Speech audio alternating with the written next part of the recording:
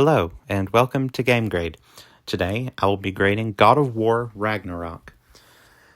Last time I graded Mario and Luigi Brothership, which I wasn't a huge fan of, but in it, I mentioned that I would be doing God of War next, so, or at some point in the future. Anyway, I don't know what the upload schedule is going to be, but here is God of War Ragnarok.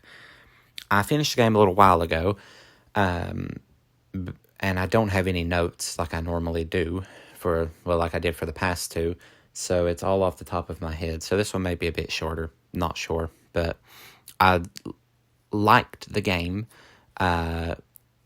It's probably not in my top 10 of all time, but I mean, it's at least top 25. It was a really good game. I'm normally in it for either gameplay or story. It depends on the company.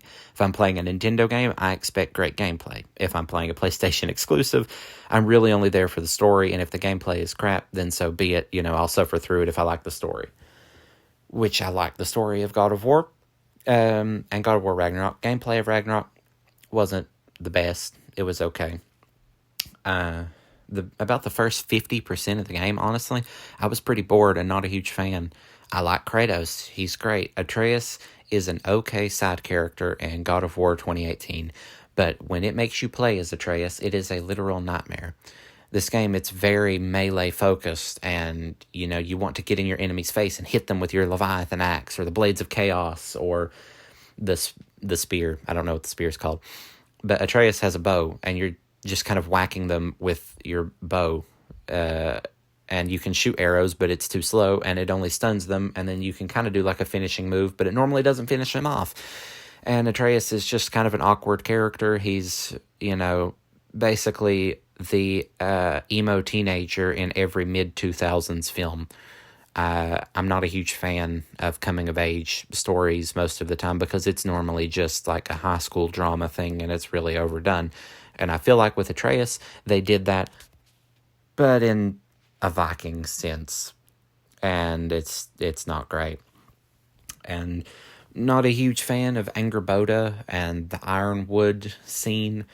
I don't know, and like the giant souls trapped in marbles. Spoiler warning, this game is story focused, so I'll be talking about the story. Plus, came out a couple years ago. If you're the one person listening to this, then you've probably already played the game, or you don't have any interest in playing the game and you just wanted to see what I thought about it, which is unlikely, but yeah. But yeah, the giants, they all hid their souls in marbles, but it doesn't really follow up on that. You kind of get a little thing at the end, like Atreus and Angerboda going off on their own, and they're, I guess, going to go find all of the giant soul marbles. I guess that leaves room for an Atreus spin-off game, which I would like to know what happens, for the rest of his story, but I can just read like a paragraph summary. I do not want a full 60-hour epic of Atreus. I don't like him that much. I would love another God of War game with Kratos and less Atreus. Please, no more Atreus. He's not great. I don't like him that much. And I would say a lot of people aren't a huge fan of him, but the story is really good in this game. I love the kind of unique portrayal of the Norse pantheon, like Odin and Thor, because, well, even Loki as well, because, now a lot of people are so accustomed to the Marvel depictions, and particularly Odin, Thor, and Loki. Like Odin, starting off with him in Marvel, he lives in, his grand golden palace, and he wears like royal blue and gold armaments, and he's very regal, and he's an imposing figure. But in God of War Ragnarok, he's a little more Weasley. He's kind of like a mob boss or something, which I thought was a really cool take on the character. And he doesn't get his hands dirty. He lets Thor do his dirty work. And I guess that leads me to Thor. In Marvel, you have Chris Hemsworth. He's big and strong and, not a drunk until Endgame. But even then, it's just because he's, I guess, depressed, and it doesn't last long. He, returns to normal in Thor: Love and Thunder. But in God of War Ragnarok, it's fat, drunken, slob Thor who just does Odin's bidding and is lazy and couldn't care less. And so it is an interesting take. And Loki, it's not the traditional story of him, being adopted by Odin, and he's, like the frost giant son or whatever. He's half giant in this, and Odin doesn't adopt him, but he does kind of hire him for a bit because they're looking into some little magic rift or something, and Odin wants a mask to look in the rift and learn about the secrets of creation or what his purpose is, because he thinks he won't go to Valhalla because he's a deity. Yeah, that bit wasn't explained great. I would like a bit of a follow-up on that, in like a later story, but I haven't played the Valhalla like free DLC. I did a run or two and I kind of got bored. I'll probably, I don't know, watch the story ending on YouTube or something, but I still don't think that'll follow up on. I think they wanted to leave it vague. I don't think it was lazy writing. I think it was just they literally had no idea what would be in the rift, kind of like Odin. So, yeah. But Loki is Atreus. Atreus is Loki. But he doesn't really have, the Marvel mischief powers or whatever. He can just turn into a wolf and a bear sometimes when he wants, and that's about it. And then the ending, one of the characters, I won't say who, does, spoiler alert, die. Which actually came as quite a shock to me. I liked him. He was, he was a good character. But after you beat Odin and do all that, and then Atreus kind of goes off on his own, and you kind of left with Kratos, and then Freya's there, and, they talk about what's next and how they're going to fix the world, basically. Yeah, it rolls credits then. But then after all that, it prompts you with a side quest to go to this character's funeral, which I thought was, a beautiful scene. But you get, like, the true, proper, fade to black, white text credits there after you complete what is marked as a side quest, which I guess they assume that most players are going to do it. But, I wish that had been part of, like, the path, and it had got the orange marker instead of just the blue one. Because, I don't know, it feels like, oh, this, character who's pretty important in this game and the 2018 game, he's pretty important, and then it's just like his death amounts to a side quest. I thought they kind of did him a little bit dirty with that, but, that's me. I guess this is your final warning. I'm going to spoil who dies. Okay, 3, 2, 1, it's Brock, one of the dwarves. And I really like the two dwarf characters. Of course, they're useful. They upgrade your gear. But I like their story in the first game of kind of how, they're brothers and they reunite and, put aside their differences. But I also like, kind of the contrast between them. Brock is very rough and tough and, foul-mouthed. And then there's Sindri, who is a germaphobe. And it's always like, ooh, could you wipe off your axe or something first? And then Kratos will just slam it down on the workbench and say, fix it. I like that. And then you kind of see after Brock dies, Sindri gets mad. And he kind of becomes a little more angry and a little more rough. He looks like Sindri, but he acts a bit like Brock.